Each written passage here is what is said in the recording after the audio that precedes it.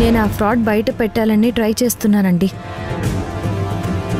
నేను మీకు ఎలాంటి హెల్ప్ అయినా చేస్తాను. ఆ మధుకి భయపడి నిజాలు చెప్పడానికి ఎవరూ రారు. స్వాతి అనే జర్నలిస్ట్ మధు గురించిన నిజాలు బయట పెట్టాలనుకుంది. కానీ తన ఫ్యామిలీ ప్రాబ్లమ్స్ వల్ల ఇప్పుడు బయటికి రాలేని పరిస్థితుల్లో ఉంది. ఆ మధు నిజస్వరూపం బయట పెట్టాలి అనుకునే టైంకి కరెక్ట్గా మీరొచ్చారు. మధు చేసే ఫ్రాడ్ గురించి జనాలందరికీ తెలియాలి. ముఖ్యంగా యష్కి తెలియాలి. తప్పకుండా మేడం, నా ప్రయత్నం నేను చేస్తాను. నేను మిమ్మల్ని కలిసినట్టు యష్కి తెలియనివ్వకండి. తెలిస్తే ఇంట్లో ప్రాబ్లం అవుతుంది. వస్తానండి. ఓకే అండి.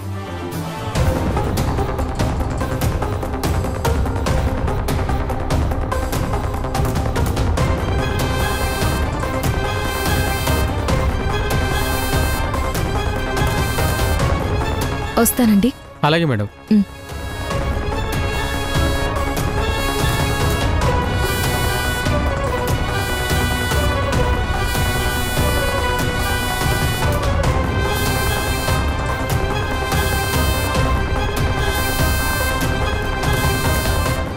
సార్, ఎందుకు సార్ దాక్కున్నారు? సింధు గారు మీ వైఫే కదా. మీరిద్దరూ ఆ మధు బండారాన్ని బయట పెట్టాలనుకుంటున్నారు. మరి మీ వైఫ్ అండ్ హస్బెండ్ కలిసి ఫైట్ చేయొచ్చు కదా. ఎందుకు సార్ ఇలా వేరువేరుగా? ఒక చిన్న మిస్అండర్స్టాండింగ్ వల్ల నా వైఫ్కి దూరం కావాల్సి వచ్చింది. నిజం తెలుసుకొని దగ్గర అవుదాం అనుకునే టైంకి పరిస్థితులు నా చేయి దాటిపోయాయి.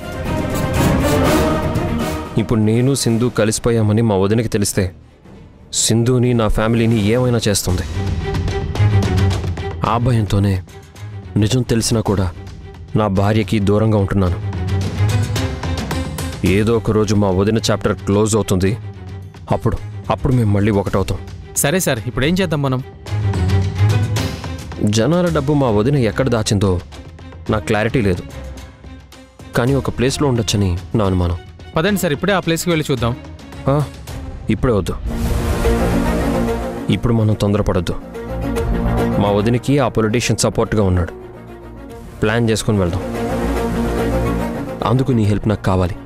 సార్, నా పనే ఇన్వెస్టిగేషన్ జర్నలిజం. నాకు ఈ ప్రాజెక్ట్ గురించి నెక్స్ట్ ఏంటనేది ఒక స్టోరీ కావాలి. నేను ఒక చిన్న లింక్ కోసం ఎదురు చూస్తున్నాను. ఆ లింక్ ఇప్పుడు నాకు దొరికింది. నేను చూసుకుంటాను సార్. ఇంకా సరే, నేను వస్తాను శంకర్. Okay sir.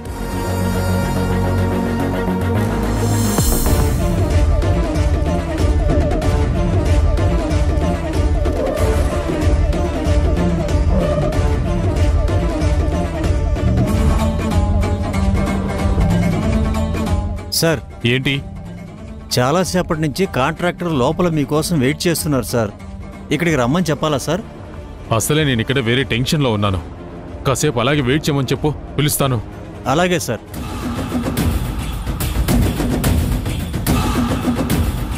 అసలు ఈ మధు ఏం చేస్తుంది?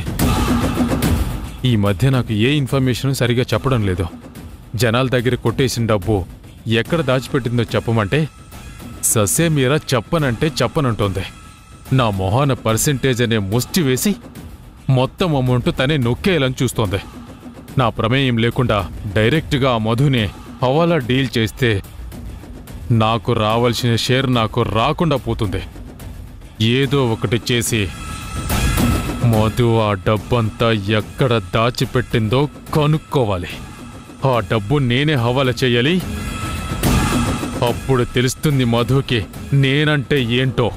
ఆ హవాలా పర్సన్తో మాట్లాడి నేనే పర్సనల్గా డీలింగ్ చేస్తే మొత్తం మనీ అంతా నాదే అయిపోతుంది. మధు, నన్ను నీ అవసరాలకు వాడుకుంటూ వదిలేస్తున్నావు కదో. ఇప్పుడు నేను నీతో ఆడుకుంటాను చూడు.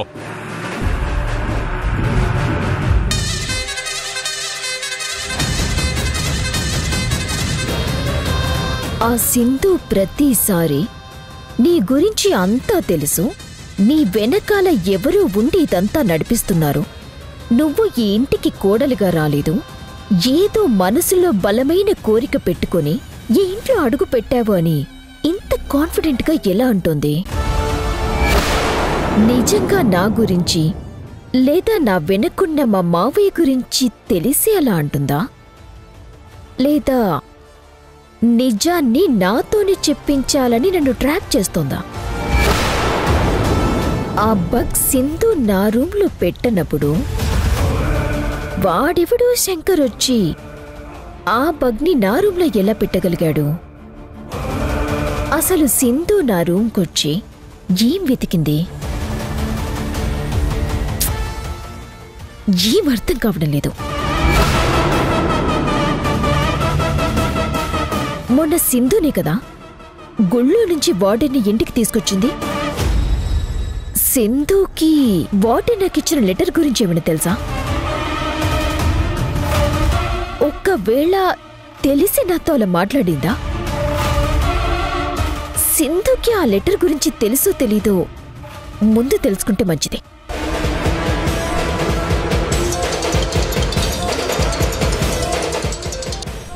అమ్మా గీత, ఎలా ఉన్నావు? నువ్వు చేసిన పనికి ఫుల్ టెన్షన్తో చచ్చిపోతున్నాను. ఏమైందమ్మా? ముందు నేను అడిగే వాటికి సరిగ్గా సమాధానం చెప్పు. ఆ రోజు సింధు గుళ్ళో నిన్ను కలిసింది కదా? అవును. అప్పుడు నువ్వు నా కోసమే హైదరాబాద్కు వచ్చావని నా గురించి ఏమైనా డీటెయిల్స్ సింధుకు చెప్పావా? చెప్పానమ్మా. ఏం చెప్పావు?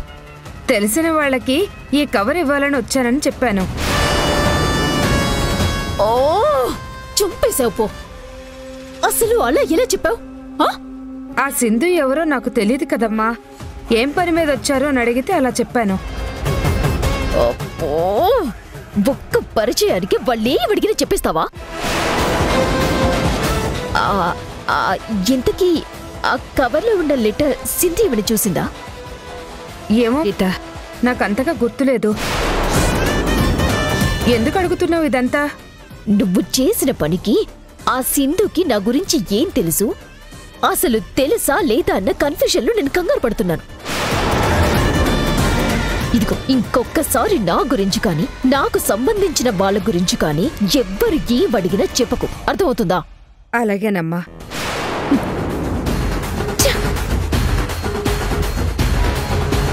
సింధు ఆ లెటర్ చూసినా చూడకపోయినా నా గతం గురించి మావయ్య గురించి ఎలాంటి డీటెయిల్స్ సింధుకి తెలియటానికి వీల్లేదు.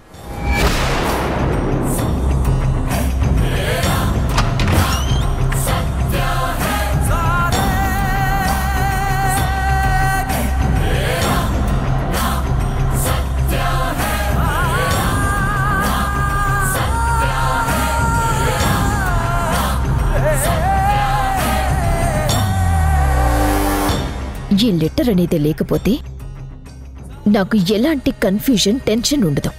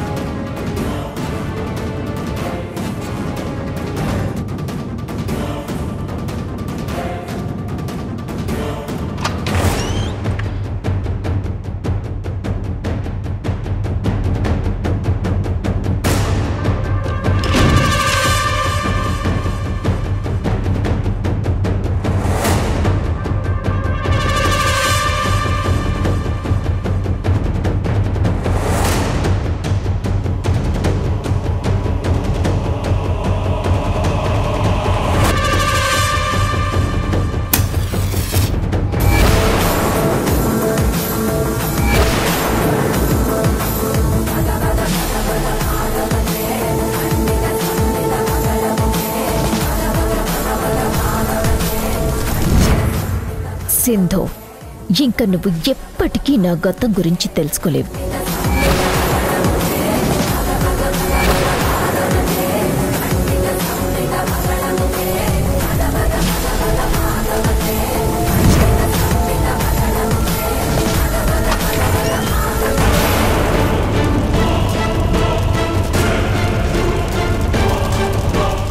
మధు, ఏంటమ్మా ఏం చేస్తున్నావు? ఎందుకు వాటిని అలా కాల్ చేసావు? అది వాడెవడో జర్నలిస్ట్ నా రూమ్లోకి వచ్చి నాకు తెలియకుండా బగ్ పెట్టాడు. ఆ సింధు నాకు తెలియకుండా నా రూమ్లోకి వచ్చి అంత వెతికింది. దీనికోసమో నాకు తెలీదు. అసలే ప్రాజెక్ట్లో చాలా ప్రాబ్లమ్స్ వస్తున్నాయి. అందుకే సింధుకి ఎలాంటి డీటెయిల్స్ తెలియకూడదని ప్రాజెక్టుకి సంబంధించి నేను నోట్ చేసుకున్న పాస్వర్డ్స్ అన్ని కాల్ చేస్తున్నాను. మంచి పని చేసావు మధు. కాల్ చేసేయ్. ఇంకా ఏమైనా ఉంటే అన్ని కలిపి కాల్ చేసేయ్. దానికి ఎలాంటి ఆధారం దొరకకూడదు అసలా. సరే మధు, రా స్నాక్స్ తిందువు గాని. లేదత్తయ్య, నాకు బయటకు చిన్న పనుంది, నేను వెళ్ళొస్తాను.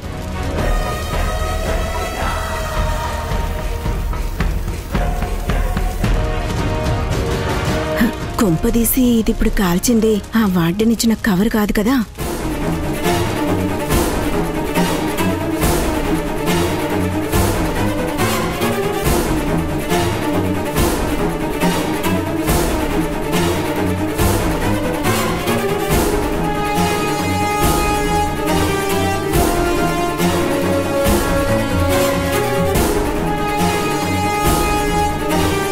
సింధు అనుమానం నిజమే. మధు వెనుక ఎవరో ఉన్నారు.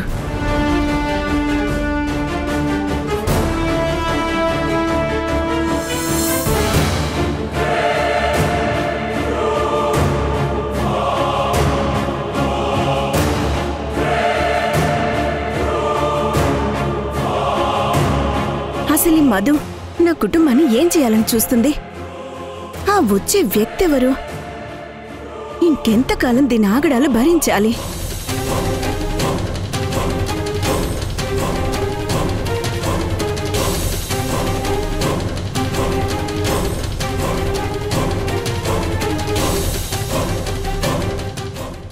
అత్తయ్య, ఏంటంత సీరియస్గా ఆలోచిస్తున్నారు? ఏమైంది? వచ్చావా సింధు? నీకోసమే చూస్తున్నానమ్మా. స్నాక్స్ తినటానికి మధుని పిలుద్దామని దాని రూమ్లోకి వెళ్ళాను. రూమ్లో అది ఆ వార్డెన్ ఇచ్చిన లెటర్ని కాల్ చేస్తుంది. ఏంటి మధు, ఏం కాలుస్తున్నావని నేను అడిగితే ప్రాజెక్టుకి సంబంధించిన పాస్వర్డ్స్ అని, సింధుకి దొరకకూడదు అందుకే కాల్ చేస్తున్నా అని నాకు అబద్ధం చెప్పింది. నాకు డౌట్ వచ్చి కాలిపోతున్న ఆ లెటర్ని చివర్లో ఆర్పానమ్మా. ఇదిగో ఆ ముక్కలు తీసుకొచ్చాను చూడమ్మా.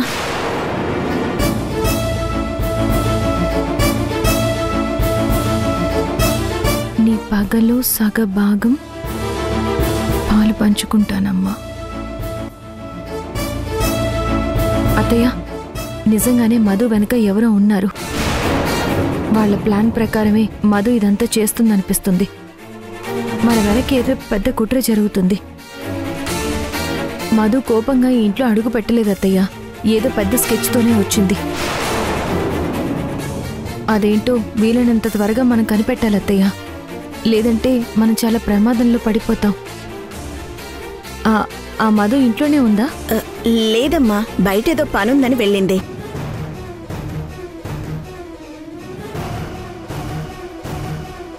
మధు లెటర్ కాల్ చేసిందంటే ఇందులో ఉన్న మ్యాటర్ ఎవరికీ తెలియకూడదని ఆ పని చేసుంటుంది. లెటర్ పూర్తిగా కాలిపోకుండానే మధు అంత అర్జెంటుగా బయటికి ఎందుకు వెళ్ళింది? ఎక్కడికి వెళ్ళుంటుంది? ఏదో ఇంపార్టెంట్ పని అయితే తప్ప అంత అర్జెంటుగా వెళ్ళదు.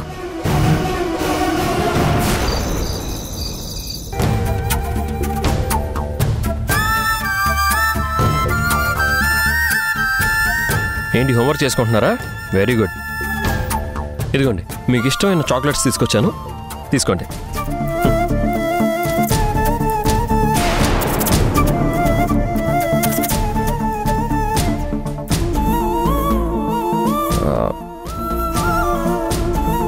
ఇంకా నా మీద కోపం తగ్గలేదా మీకు? రిషి, పద మనం రూమ్లోకి వెళ్ళి హోంవర్క్ చేసుకుందాం. రిషి, శశి, ఒక్క నిమిషం ఆగండి. ఎందుకురా ఈ నాన్నని అవాయిడ్ చేస్తున్నారు? మీ అమ్మని రూమ్లో బంధించాననే కదా నా మీద ఇంత కోపం మీకు? సరే, నేను చేసిన తప్పుకి మీకు సారీ చెప్తున్నాను, ఓకేనా? మీ సారీ మాకేం అవసరం లేదు. మీతో మాట్లాడాలని మాకు లేదు అసలు. శశి, రిషి, శశి, మీకు పొద్దునే చెప్పాను కదా నాన్నతో అలా మాట్లాడొద్దని. మళ్ళీ అలాగే చేస్తున్నారేంటి? ఇదేనా మీరు మీ నాన్నకి ఇచ్చే రెస్పెక్ట్? సరే, ఇదిగోండి పాలు తాగండి. మాకేమొద్దు అమ్మా, ఇది మాకు నాన్నకి సంబంధించిన విషయం, నువ్వు మధ్యలో రావద్దు. ఏంటి? మీకు సంబంధించిన విషయమా? ఒక నాన్నగా ఆయన మీకు ఏం చేయాలో అవన్నీ చేస్తున్నారు. ఎందుకు మీ నాన్నని ఇన్సల్ట్ చేస్తున్నారు? మర్యాదగా మీ నాన్నకి సారీ చెప్పండి. నేను చెయ్యి ఎత్తి మిమ్మల్ని కొట్టేదాకా తెచ్చుకోవద్దు. నువ్వు మమ్మల్ని కొట్టినా తిట్టినా సరే మేమైతే నాన్నకి సారీ చెప్పం. తప్పు చేసింది మేం కాదు కదా, తప్పు చేసింది నాన్న. అదిగో మళ్ళీ అలాగే మాట్లాడుతున్నారు మిమ్మల్ని. సింధు,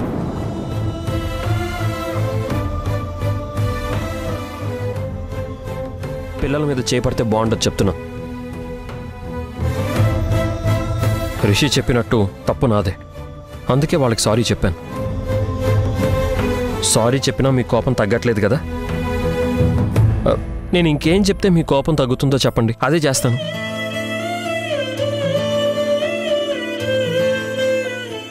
మేమేం చెప్పినా చేస్తారా మీరు? నా పిల్లలు అడగాలే కానీ నేను ఏమైనా చేస్తాను. ప్రామిస్? ప్రామిస్, మాట తప్పను.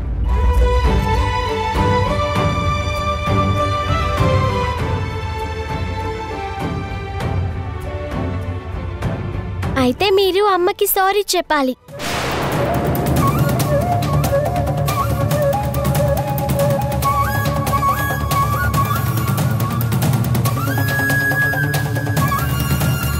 సింధు, నీ ఎదురుగా నిలబడి నీ కాళ్ళు పట్టుకుని నన్ను క్షమించు సింధు అని నా కన్నీళ్లతో నీ కాళ్ళు కడగాలనుకున్నాను, కానీ అది కుదరలేదు. ఇప్పుడు పిల్లల వల్ల నీ ముందు నిలబడి నువ్వు వింటుండగా సారీ చెప్పే అవకాశం వచ్చింది.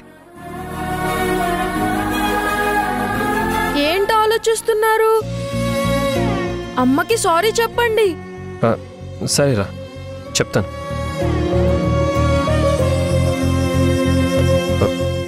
నన్ను క్షమించు సింధు. ఏంటిది, ఇలాగేనా సారీ చెప్పేది? మరి ఇంకెలా చెప్పాలి?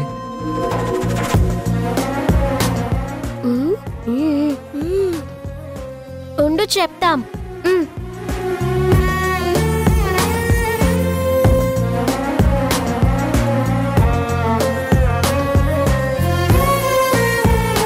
అమ్మ ఎదురుగా మోకాళ్ళ మీద కూర్చుని అమ్మ చేయి పట్టుకుని అమ్మకి సారీ చెప్పాలి.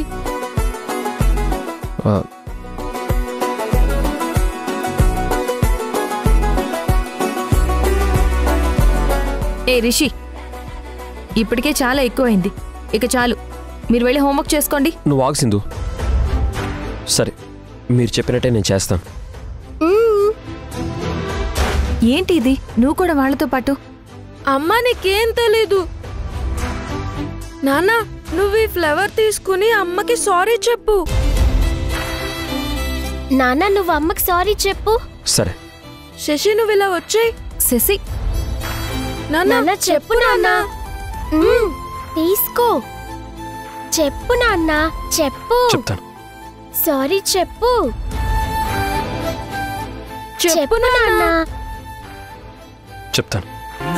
కనులు ఎప్పుడు కననే కనని, పెదవులెప్పుడు అననే అనని, హృదయం ఎప్పుడు వినని వినని, మాయలో తేలుతున్నా మనసు తలుపే తెరచి తెరచి, వెలుగు తెరలే పరచి పరచి, కలలు నిజమై ఎదుట నిలిచి, పిలిచెనే ఈ క్షణాన చేతుపై తీపిలారే పై రంగులా, నేలపై నింగిలా, గుప్పెడు గుండెకు పండుగ ఈ వేళ.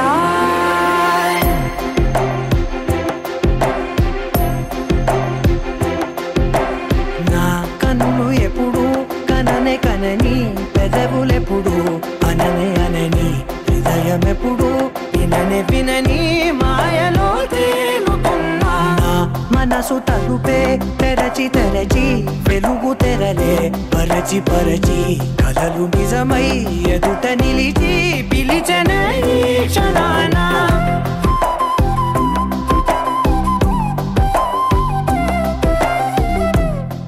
సింధు, నిన్ను రూమ్లో పెట్టి బంధించడం నేను చేసిన తప్పే. అందుకు నన్ను నువ్వు మనస్ఫూర్తిగా క్షమించాలి.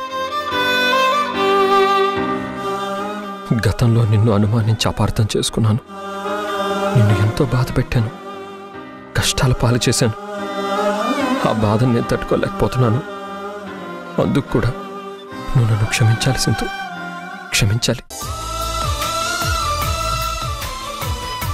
నీ విషయంలో నేను చాలా కఠినంగా ప్రవర్తించాను. ఇంకెప్పుడు అలా చెయ్యను సింధు.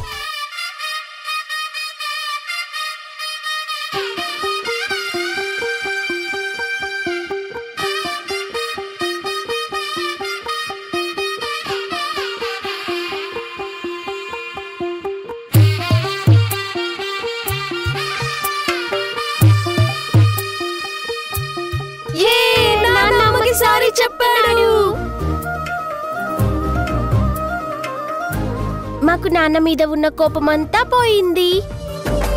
నిజం చెప్తున్నాను, నా ప్రాణం పోయేంత వరకు నిన్నిక బాధ పెట్టను సింధు.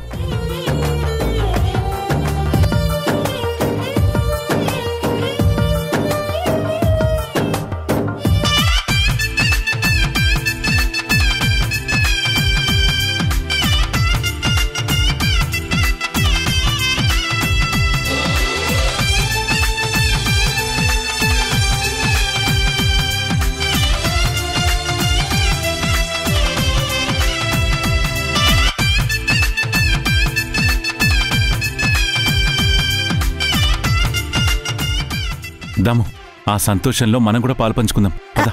ఆగు చంద్ర. పిల్లల వల్ల సింధు యష్లు మళ్ళీ కలిశారు. మనం వెళ్ళి వాళ్ళ హ్యాపీ మూమెంట్స్ని ఎందుకు డిస్టర్బ్ చేయడం? వాళ్ళని ఎంజాయ్ చేయని. మన వల్ల కాని పని మన మనవడు మనవరాలు చేశారు. మనం వెళ్ళి దాన్ని చెడగొట్టొద్దు.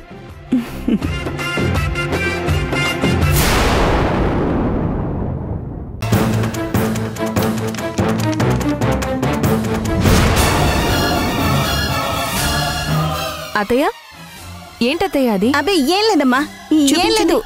అమ్మ సింధు. ఆరాధ్య, నిన్ను చూడాలని ఉంది పిన్ని. నువ్వు నన్ను దూరం పెట్టేశావా? నా గురించి అసలు మర్చిపోయావా? నాకు ఒక్క ఫోన్ చేయవా పిన్ని? మిస్ యూ పిన్ని. Love you.